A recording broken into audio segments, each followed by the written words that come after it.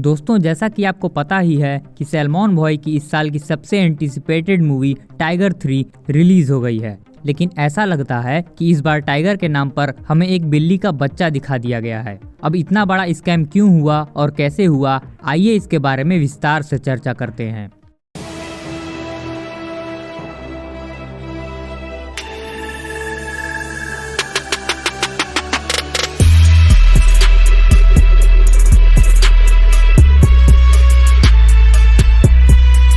कहानी की शुरुआत अचानक जोया के अतीत से शुरू होती है, जहां हम देखते हैं कि जोया का बाप एक ब्लास्ट में मारा जाता है। तभी आतिश रहमान नाम का एक एजेंट आता है और उसे आईएसआई ज्वाइन करने का ऑफर देता है। प्रेजेंट में हम देखते हैं कि टाइगर यानी कि अविनाश सिंह राठौर अपनी वाइफ जोया और अपने बेटे के साथ एक हंसी खुशी जिंदगी जी रहा है। तभी उसे रॉ की तरफ से एक मिशन दिया जाता है, जिसमें एक एजेंट को बचाना था जो कि 2 सालों से लापता था। उसके पास तालिबान और पाकिस्तान से जुड़ा बहुत सारा इन्फॉर्मेशन था, इसलिए उसे बचाना बहुत जरूरी था। टाइगर उसे बचा तो लेता है, लेकिन बहुत ज्यादा घायल होने की वजह से उसकी मौत हो जाती है।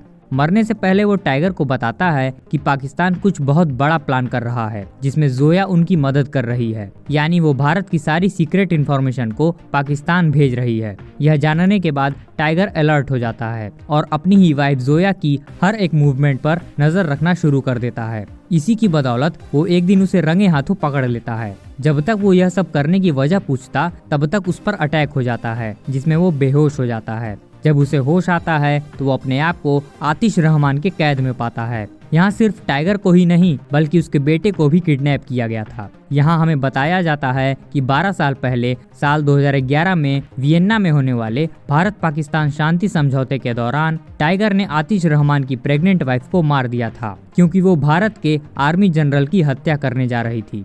इसी बात का बदला लेने के लिए आतिश रहमान टाइगर के बेटे को किडनैप करके उसके शरीर में एक तरह का जहर डाल देता है। बदले में आतिश यह ऑफर करता है कि अगर टाइगर पैल कोड्स यानी परमिसिव एक्शन लिंक कोड लाकर उसे दे देगा तो वह उसके बेटे को उस वायरस का एंटीडोट दे देगा। अपने बेटे को बचाने के लिए मजबूरन टाइगर और जोया को इस्तांबुल जाकर पैल कोड्स वाला ब्रीफकेस चुराना पड़ता है। और यहीं पर हमें कटरीना का वो टॉवेल फाइट सीन देखने को मिलता है, जिसको लेकर कुछ लोगों को चरम सुख की प्राप्ति हो रही थी। लेकिन आपको बता दें, उस सीन को देखकर आपका खड़ा तक नहीं होगा। गूज़बम्प तो बहुत दूर की बात है। पैल कोड्स चुराने के बाद जोया उसे लेकर वहां से भागने में कामयाब हो जाती है, लेकिन बदकिस्मती से टाइगर वहां की लोकल पुलिस द्वारा पकड़ लिया जाता है। फिर उसे पाकिस्तान को सौंप दिया जाता है, क्योंकि उन कोड्स को चुराकर वो पाकिस्तान का मोस्ट वांटेड विलन बन चुका था। उधर जोया पैल कोड्स को लेकर आतिश के पास जाती है और अपने बेटे को एंटीडोट दिलवाकर बचा लेती है। इधर टाइगर को पाकिस्तान की चंदा जुटाकर बनाई गई हाई सिक्योरिटी जेल में बंद कर दिया जाता है, जहां पर उसे मौत की सजा सुना दी जाती है। तभी यहां पर पठान की एंट्री होती है, जो अपनी धाकड़ एंट्री में स्टाइल मारते हुए टाइगर को बचा लेता है। क्योंकि हमने पठान में देखा था कि पठान ने टाइगर से वादा किया था कि जिस तरह टाइगर ने पठान को बचाया है, मुसीबत आने पर पठान भी टाइगर को बचाने जरूर आएगा। फिर यहाँ से पठान कहीं और चला जाता है और टाइगर इस्लामाबाद चला आता है, जहाँ उसे आतिश के असली मकसद के बारे में पता चलता है। दरअसल आतिश रहमान पाकिस्तान के प्रधानमंत्री नसरीन ईरानी को मारकर उनका तख्ता पलट करके वहाँ का प्रधानमंत्री बनना चाहता है। उसके इस काम में पाकिस्तान की आर्मी और आईएसआई भी मिली हुई है। प्रधानमंत्री के मरते ही वो सारा ब्लेम टाइगर पर डाल देगा और उसे भारत पर हमला करने की एक ठोस वजह मिल जाएगी। यही उसका मास्टर प्लान था। जोया आगे बताती है कि टाइगर ने जो पैल कोड्स चुराए हैं वो दरअसल एक न्यूक्लियर कोड्स हैं, यानी अब भारत और पाकिस्तान के बीच कभी भी जंग छिड़ सकती है। यह सब जानने के बाद टाइगर, जोया, रॉ और आईएसआई के कुछ एजेंट्स मिलकर पाकिस्तान और उसकी डेमोक्रेसी को बचाने का प्लान बनाते हैं। यहाँ से वो 2 टीम में डिवाइड हो जाते हैं, जहाँ एक तरफ जोया प्रधानमंत्री को बचाती है तो वहीं दूसरी तरफ टाइगर आतिश रहमान को रोकने की कोशिश करता है। इसी बीच वो इस बात को अनदेखा कर देते हैं कि उनके बीच आईएसआई का एक जासूस भी है, जो कि आतिश रहमान की वाइफ का भाई था। उसकी मुखबिरी के कारण रॉ के कुछ एजेंट्स मारे जाते हैं, लेकिन यहाँ टाइगर भी आतिश की चाल को समझ चुका था। वो भी उसे चेकमेट देता है और अपने जाल में फंसाकर उसे मार देता है। इसी बीच जोया प्रधानमंत्री को एक बंकर में सुरक्षित पहुंचा देती है, जहां से लाइव टेलीकास्ट करके वो पूरी दुनिया को सच बताती हैं कि पाकिस्तान का असली दुश्मन टाइगर नहीं बल्कि उनकी ISI का ही एक एजेंट है, जो चाहता था कि पाकिस्तान डेमोक्रेसी से नहीं बल्कि डिक्टेटरशिप से चले। पाकिस्तान एक अमन पसंद मुल्क है जिसे वो कभी भी गलत हाथों में नहीं जाने देंगी। ये सारे ला ला लैंड वाले डायलॉग सुनकर आपका यही रिएक्शन रहेगा।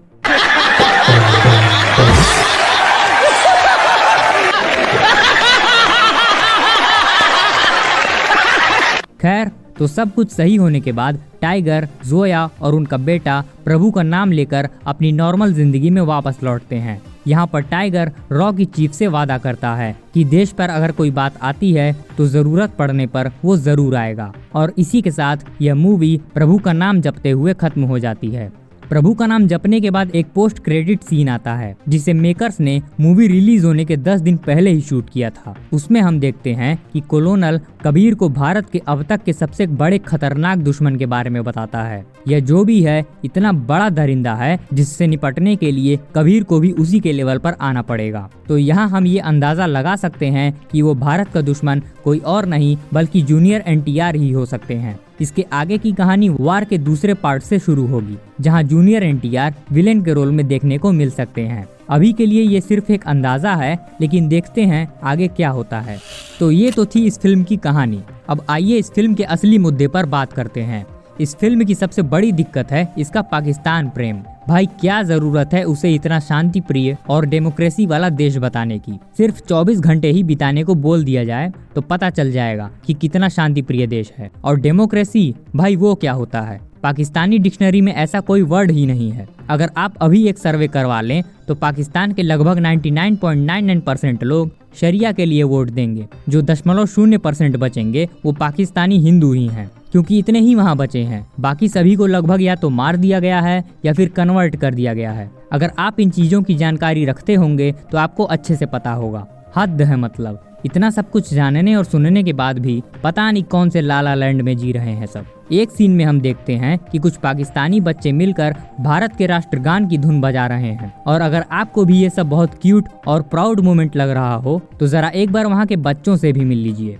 इंडियन आर्मी को हम गलियां साफ करने में लगा देंगे और मैं अब्बू से कहूंगी कि गोवा के साइड पर एक बड़ा सा घर। कितना मजा आएगा जब हम दिल्ली गेट पर गाय के कबाब खाएंगे। सुन लो RSS के दहशतगर्दों, अब हर मुसलमान की शहादत का बदला लेंगे, क्योंकि अब हिंद बनेगा पाकिस्तान। यह देखने के बाद तो एक ही बात ध्यान में आती है, बच्चे नहीं है, टाइम बॉम्ब है साले, आतंकवादी के पिल्ले हैं। इस फिल्म में इतना ज्यादा चूतियापा है कि अगर उस पर बात करना शुरू किया जाए तो एक अलग 2.5 घंटे की फिल्म तैयार हो जाएगी। वैसे बॉलीवुड की यह पुरानी आदत है, गलत चीजों को भी जस्टिफाई करके वो सही बता देता है। इसका सबसे बड़ा उदाहरण है संजू। यहाँ तक कि पठान में भी कुछ हद तक ऐसा ही देखने को मिला था। खैर अब क्या ही कर सकते हैं, कुत्ते की दुम है, कभी सीधी हो नहीं सकती। तो ओवरऑल भले ही इसमें दुनिया भर का कैमियो डाल दिया जाए, लेकिन ये टाइगर फ्रेंचाइजी की अब तक की सबसे बकवास मूवी है, जो सिर्फ अपने नाम और हाइप की वजह से चल रही है। इससे लाख गुना अच्छी तो एक था टाइगर थी। वैसे यह एक अनपॉपुलर ओपिनियन है, जिस पर यकीन करना या ना करना आपके ऊपर है। तो अगर आपने इस फिल्म को एक्सपीरियंस कर लिया है तो उसे हमसे ज़रूर शेयर करिएगा, और इसी तरह के इंटरेस्टिंग वीडियो के लिए हमारे चैनल को भी सब्सक्राइब कर लीजिएगा। मिलते हैं अगली कहानी के साथ। जय हिंद, जय श्री राम।